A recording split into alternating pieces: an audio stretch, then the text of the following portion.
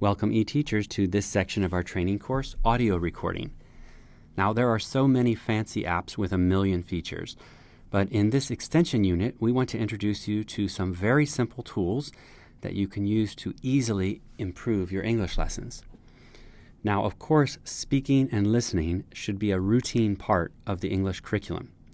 In this section we're going to introduce a useful website that allows you and your students to quickly and easily record an audio file.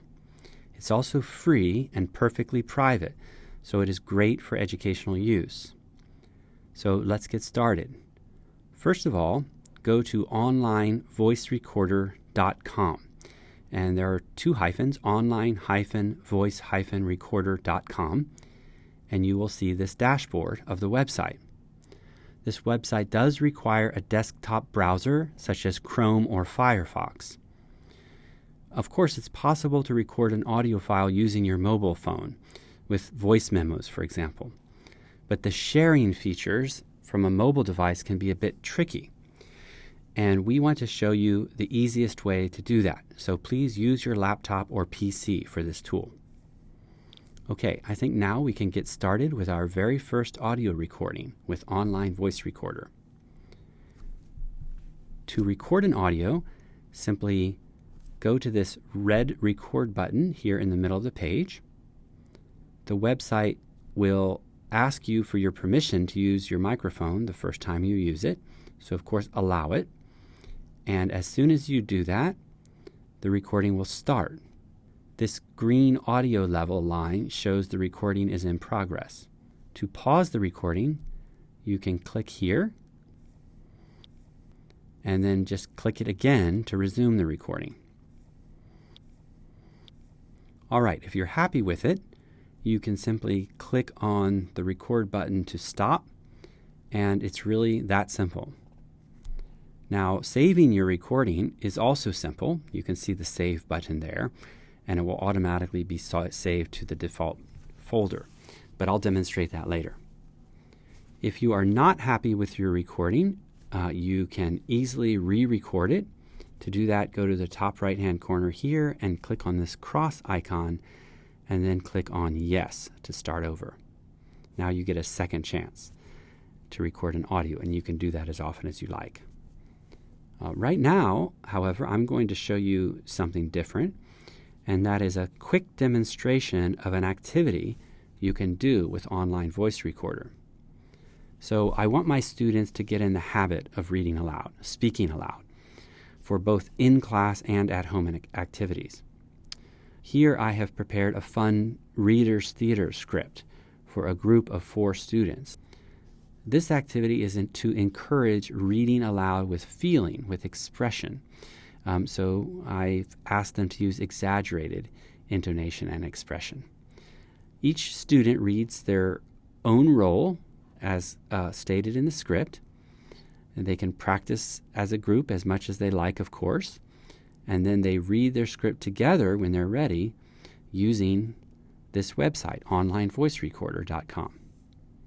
So simply demonstrate to your students how to click the red record button here like we saw earlier, and then they will read their respective parts.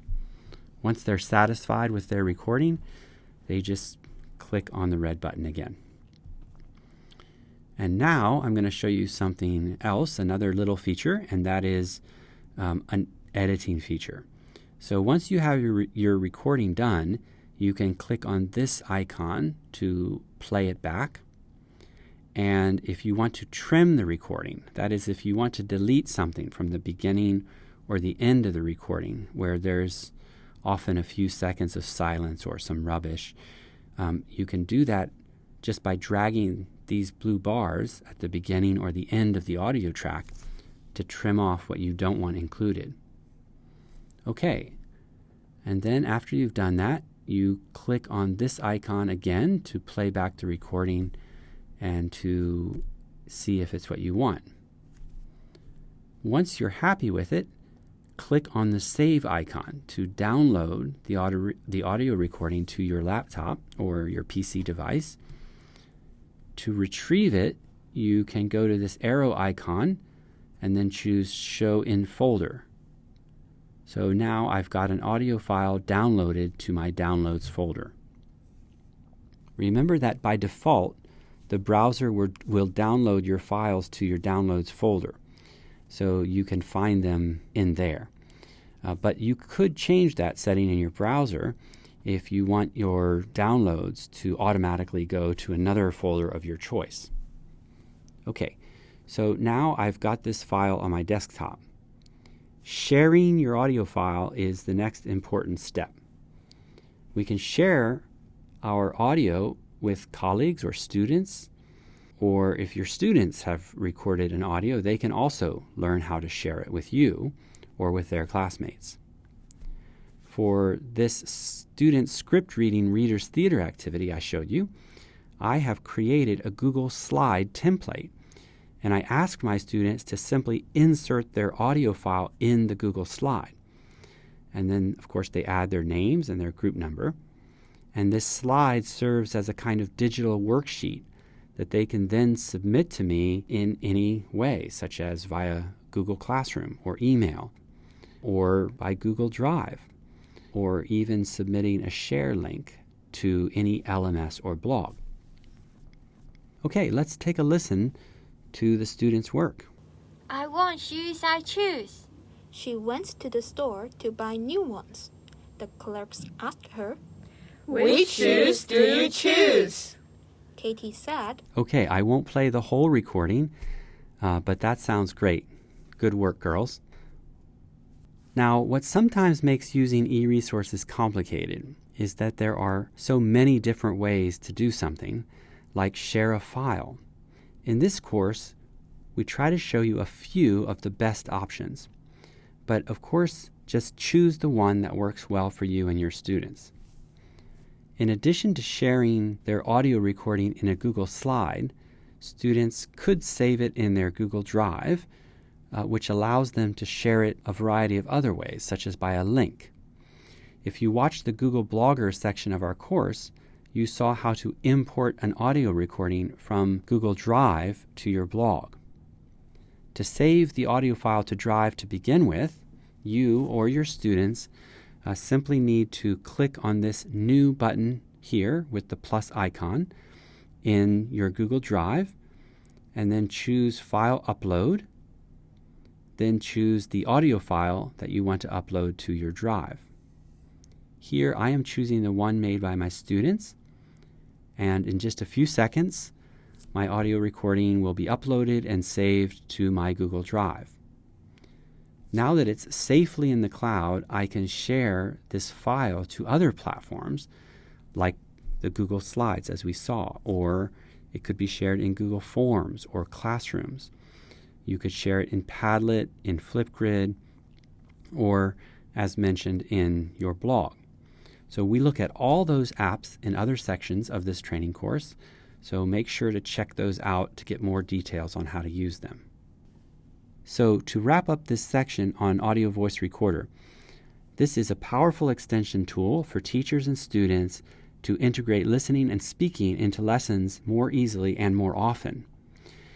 In addition to an activity like the Reader's Theater one that I showed you, anything that requires you to speak, to give instructions, to give feedback, or to model language for students can be recorded here and shared easily. You can do a lot of things with this website. So use your imagination. Try to develop routines where students have recorded access to your speaking. Then they can listen to it whenever it's convenient for them and as often as they need to for their own comprehension and revision. For example, you can use this website to record spoken feedback to your students. And it might even save you a little time when you get used to it, because speaking is faster than writing. You can record instructions, or you can record models for students' homework or activities, so they can refer to it any time, not only the one time that you say it in the class. So this gives them a higher comfort level. You can read aloud stories from class readers or textbooks. You can create audio ebooks for students, And you can, of course, invite your students to record their own narrations, their dialogues, book reviews, self-reflection, or something like audio diary entries. The options are endless. So there's a lot to explore and try out with this website. I hope you enjoy it and find it useful. And we will see you back here in the next section.